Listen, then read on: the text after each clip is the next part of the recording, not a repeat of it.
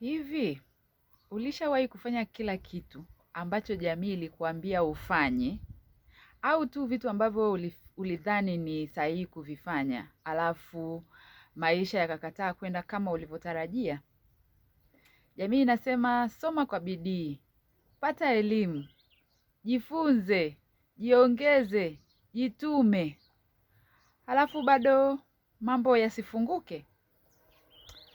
Hivyo ndivyo ilivyonitokea mimi. Niliporudi Tanzania kutoka Uingereza, nilikuwa na furaha tele.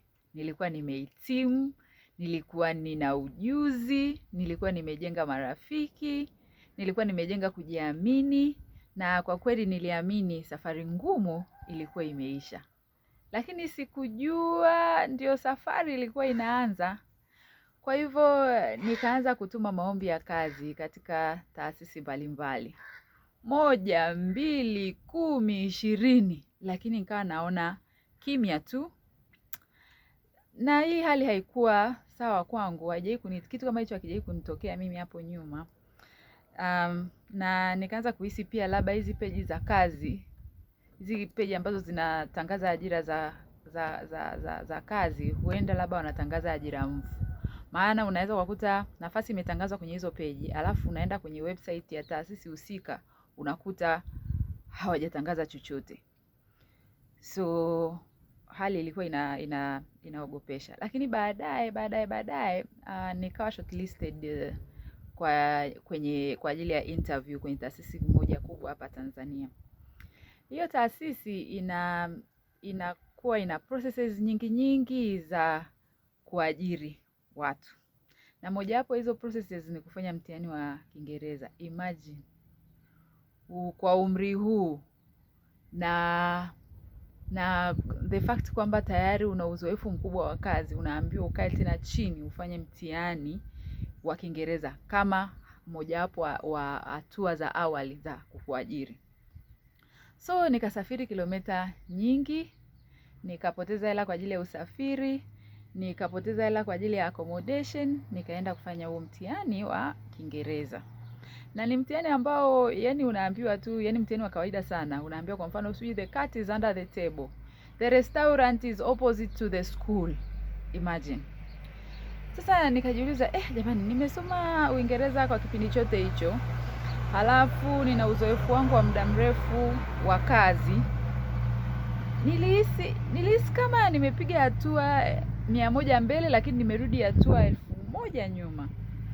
Anyway, hilo likapita. Hali ikaendelea kuwa kimya. Wiki zikawa miezi ikaendelea kupita. Na taratibu nikaanza kujiuliza, kuna kitu nimekosea? Na hapo ndipo nilipogundua jambo moja ambalo sijawahi kujifunza shuleni, kwamba dunia inaweza kubadilika kwa haraka sana kuliko mipango yetu. Nilipokuwa nasoma Uingereza, soko la ajira Tanzania lilikuwa limebadilika. Uchumi ulikuwa umebadilika. Nafasi za kazi zilikuwa zimepungua sana. Na to be fair, hali hiyo haikuwa kwa Tanzania tu, ilikuwa kwa ulimwengu mzima. Kwa mfano Uingereza, hapo nyuma tu kidogo, kulikuwa kuna nafasi za kazi kibao. Yani kiasi kwamba walikuwa wanapata shida kupata watu wa kuwafanyia hizo kazi. Wakaanza kutoa bonus kwa mtu yoyote ambaye anaweza akamshawishi mtu mwenye ujuzi husika kwenda kuwafanyia kazi. Lakini all of a sudden hizo kazi hazipo tena. Hata wao wenyewe wanapata shida sasa hivi kupata ajira.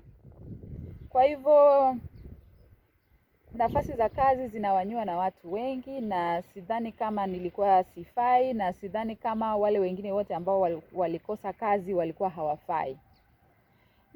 Nafikiri tu saa nyingine mazingira hubadilika. Ni kama vile tu mtu ambaye anaenda kulima kilimo cha tikiti kwa sababu aliamini soko la tikiti ni zuri. Analima ekari zake 10, anapata matikiti kibao, lakini ghafla lile soko zuri lililokuwepo awali halipo tena. Na hapo ndipo nilipoanza kujiuliza swali moja. Je, unafanya nini pale ambapo maisha hayafuati mpango uliojiwekea? Je, unaendelea kusubiri? Je, unaanza upya? Je, unabadilisha mwelekeo? Kwa mfano kama ulikuwa injinia, unaamua sasa ukalime matikiti kule Bagamoyo au mpunga kule Ubaruku. Hakuna anayekufundisha hilo. Kwa kweli nilivunjika moyo na nilijiuliza maswali mengi sana. Lakini baada ya siku nyingi kupita, nikagundua jambo moja. Sawa, sikuweza kupata kazi, lakini haimaanishi kwamba miaka yangu yote ambayo nimesoma ilikuwa imepotea. Degree bado ilikuwa ni yangu, ujuzi bado ulikuwa ni wangu. Marafiki ambao niliwapata bado walikuwa ni sehemu ya maisha yangu, na hakuna ambaye anayeweza kunipokonya hayo. Na ndio maana leo sioni maisha kama mstari ulionyooka. Naona maisha kama safari. Wakati mwingine unapanda, wakati mwingine unashuka, na kila hatua inakufundisha kitu. Hili swala langu la kukosa ajira, nafikiri sio la kwangu peke yangu.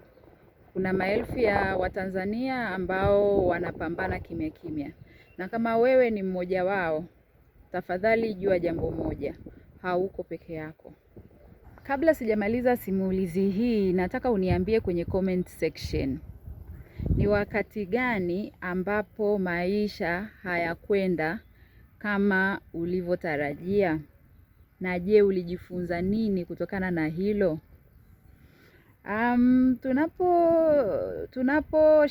Tunapojishirikisha watu wengine simulizi zetu, hatupunguzi changamoto, lakini tunapunguza upweke. Na hilo peke yake linaweza kumpa mtu nguvu ya kuendelea kesho. Asante kwa kunisikiliza, na safari yangu ya UK imeishia hapa. Ninaanza safari ya maisha halisi. Tuonane kwenye video inayofuata.